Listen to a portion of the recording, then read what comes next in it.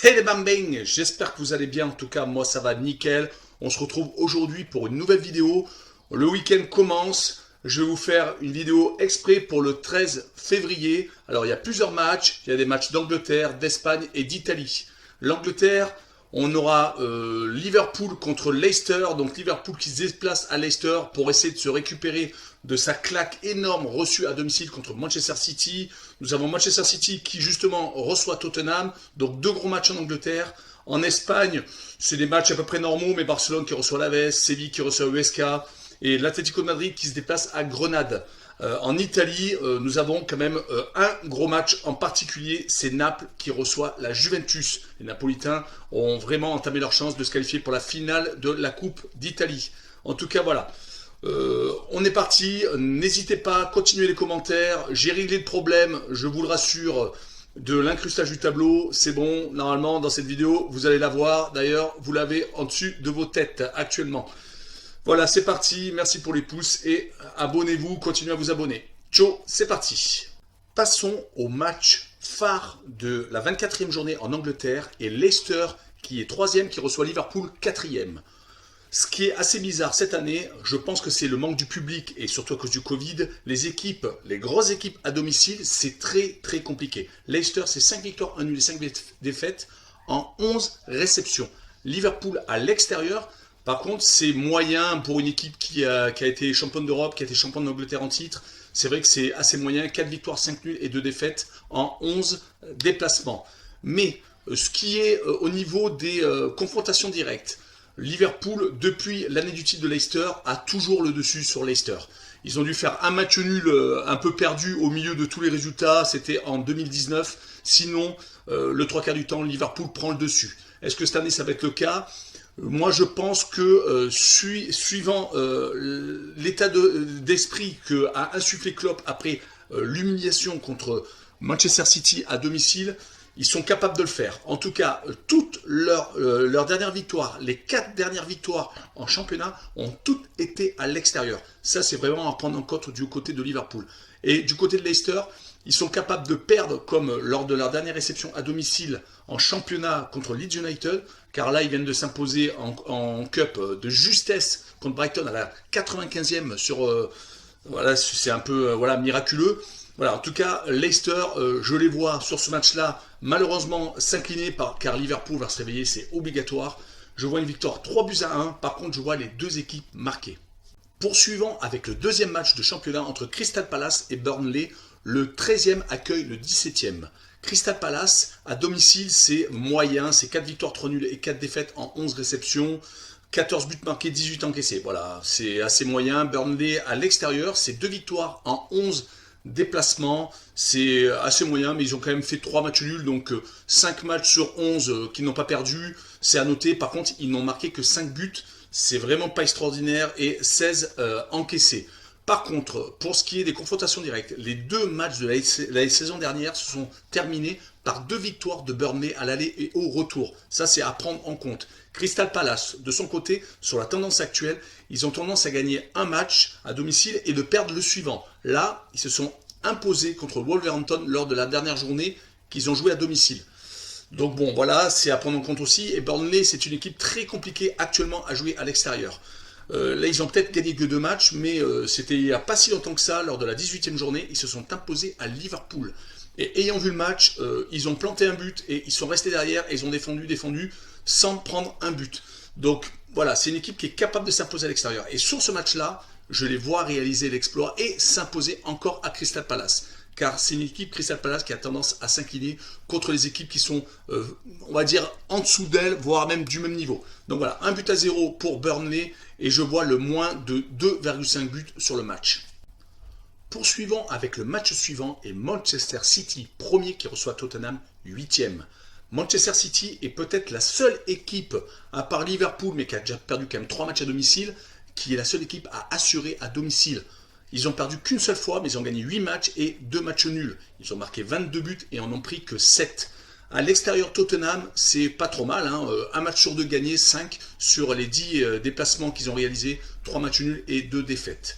Sur les confrontations directes, il faut savoir que Tottenham a gagné leurs 2 dernières oppositions. Alors, c'était pas tout le temps en championnat, on est bien d'accord, mais tout de même, ils se sont quand même imposés face à Manchester City lors des 2 derniers matchs. C'est à prendre en compte, même si Manchester City, quand on regarde leur série, 15 victoires consécutives et 6 victoires consécutives à domicile, c'est vraiment très compliqué, surtout quand on sait qu'à l'extérieur, ils viennent de s'imposer 4 buts à 1 à Liverpool.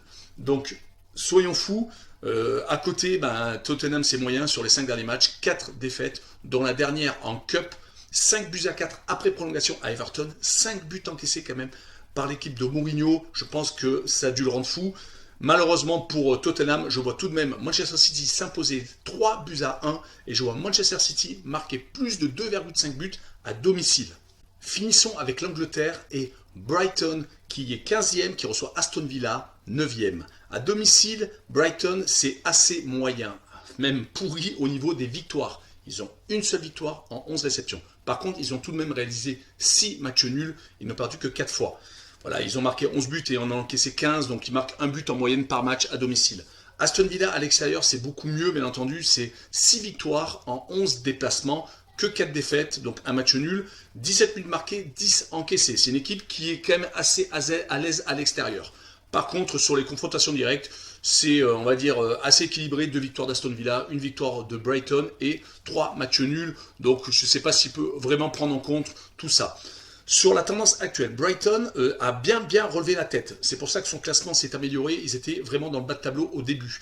Ils viennent d'enchaîner sur les 8 derniers matchs 4 victoires. Alors, une en coupe, certes. Et ils viennent de s'incliner malheureusement à Leicester à la 95e, donc comme je vous l'ai dit un peu plus tôt, lors du dernier tour de Cup. Sinon, en championnat, ils sont sur une série assez intéressante depuis leur dernière défaite contre Manchester City lors de la 18e journée. Ils n'ont plus perdu et ils ont même réussi à battre Tottenham 1-0 à domicile. Aston Villa est une équipe qui réussissait donc beaucoup à l'extérieur. Ils sont pas trop mal actuellement sur les 3 derniers matchs, 2 victoires et 1 défaite en plus à domicile. Donc c'est vraiment pour vous montrer qu'à l'extérieur, ils sont capables de s'imposer à Southampton, par exemple, lors du dernier match. Et voilà, donc je vois sur ce match-là les 2 équipes se neutraliser et 1 but partout. Je pense que c'est le meilleur résultat. Et les 2 équipes marquent. Passons à l'Espagne et à la 23e journée. Grenade 8e reçoit l'Atlético de Madrid, leader du classement de Liga. Grenade à domicile, c'est pas si mal. 6 victoires, 3 nuls et 2 défaites en 11 réceptions. 16 buts marqués, 13 encaissés, c'est pas mal. Franchement, c'est pas mal. L'Atlético de Madrid, par contre, à l'extérieur, bon, ils sont tout de même premiers, il faut le savoir. Invaincus à domicile, mais à l'extérieur, ils n'ont subi qu'une seule défaite au Real de Madrid, lors du derby de Madrid, et en 9 déplacements, 7 victoires, 1 nul et 1 défaite. 16 buts marqués et 7 encaissés, donc moins d'un but par match à l'extérieur. Ce qui est logique vu la défense de l'Atlético actuellement. Sur la tendance actuelle, Grenade, c'est pas si mal sur les 5 derniers matchs. Ils restent sur 3 matchs nuls, 1 défaite et 1 victoire. Mais bon, voilà, c'est plus match nul actuellement dans l'état d'esprit de Grenade en championnat que victoire ou défaite. Par contre, l'Atlético de Madrid, ils viennent de se faire accrocher lors de leur dernier match à domicile en retard contre le Celta Vigo. Ils pouvaient prendre encore plus d'avance, malheureusement, ils ont été accrochés dans les derniers instants de leur rencontre. Ils restaient avant ça sur 8 victoires consécutives en championnat. Donc voilà, sur ce match-là, je vois tout de même l'Atlético de Madrid s'imposer 1-0 et je vois le moins de 2,5 buts sur le match. Passons au match suivant et Barcelone 3e qui reçoit Alavés 16e. À domicile, les Barcelonais, c'est 6 victoires, 3 nuls et 1 défaite en 10 réceptions. 23 buts marqués, donc un peu plus de 2 buts par match et tout de même 11 buts encaissés. Donc c'est quand même au-dessus d'un but de moyenne. C'est quand même assez moyen pour le Barça. Alavés à l'extérieur, c'est que 2 victoires en 10 réceptions, mais c'est quand même pas ridicule. 3 matchs nuls, donc que 5 défaites. Donc c'est la moitié des matchs à l'extérieur qui ne sont pas perdus. Il faut le prendre en compte. Ils n'ont marqué quand même que 9 buts, par contre, une petite attaque et une défense qui n'est pas si pourrie que ça. 14 buts encaissés à l'extérieur. Sur les confrontations directes, le Barça a largement le dessus, mais ils ont tout de même accroché le Barça lors de leur dernière réception à Alavés, lors de la dernière journée de championnat au match aller. Sinon, sur les tendances actuelles, le Barça vient de s'incliner à Séville lors de la demi-finale aller de la Coupe du Roi. C'est pas pour moi, c'était pas une surprise parce que je voyais faire match nul ou victoire de Séville dans mes anciennes vidéos. Mais bon, le Barça est resté sur une bonne petite série depuis leur défaite en finale de la Supercoupe du Roi contre contre l'Athletic Bilbao. Donc voilà, je vois quand même les Barcelonais se réveiller. Du côté d'Alaves, ils viennent de calmer un peu leur mauvaise série en s'imposant lors de la 22e journée du championnat d'Espagne contre Valladolid. Ils avaient fait un 0-0 à Retafe, donc ça fait 2 matchs qui ne prennent pas de but. Avant ça, ils avaient quand même pris quelques tolls contre le Real, ils en avaient pris 4-1 à domicile, ils avaient pris un 5-0 en Coupe du Roi contre Almeria, qui est une équipe quand même d'un niveau inférieur. Donc voilà, je vois une victoire du Barça, 2-1, peut-être un peu étriqué, mais je vois le but de Griezmann. Finissons avec l'Espagne et Séville 4e qui reçoit Huesca, dernier de la classe. À domicile, sur 10 réceptions, Séville c'est 7 victoires, 1 nul et tout de même 2 défaites. Mais bon, est-ce que c'est à prendre en compte quand on sait qu'ils vont jouer contre le dernier de la classe? Je ne sais pas, ça m'étonnerait. 18 buts marqués, à peu près 2 de moyenne et 7 encaissés, donc un peu moins d'un but encaissé par match à domicile. Huesca à l'extérieur, c'est tout de même une victoire, 5 défaites en effet et 5 matchs nuls. Donc 6 matchs pas perdus sur 11 déplacements. 12 buts marqués, 20 encaissés, ils en prennent quand même 2 buts quasiment en moyenne par match à l'extérieur. Mais bon, pour un dernier de la classe, je trouve que c'est pas si pourri que ça. Séville par contre, sur la tendance actuelle, c'est 8 victoires consécutives, 6 clean sheets d'affilée, dont le dernier contre le Barcelone 2-0, avec une très bonne prestation de Koundé, l'ancien bordelais. C'est aussi à prendre en compte. Huesca, de son côté, s'est incliné de justesse contre le Real de Madrid, avec un doublé de Varane. Ils restent aussi sur une victoire, leur seule d'ailleurs victoire à l'extérieur, lors de la 21e journée à Valladolid. Donc c'est une équipe qui est peut-être actuellement compliquée à jouer, même si leur dernière victoire avant cette victoire à l'extérieur est remontée à 1 mois et demi. Sur ce match-là, je vois Séville s'imposer 2-0 et je vois le handicap -1 avec Séville donc qui doit s'imposer par 2 buts d'écart. Finissons avec l'Italie et les Napolitains 6e qui reçoit la Juventus 3e. À domicile, les Napolitains, c'est 6 victoires, 1 nul et 3 défaites tout de même sur 10 réceptions. Ils marquent beaucoup de buts, ils en ont marqué 27, donc c'est une équipe quand même qui a tendance quand même à faire du jeu à domicile. La Juventus à l'extérieur, c'est 5 victoires, 4 nuls et 1 défaite.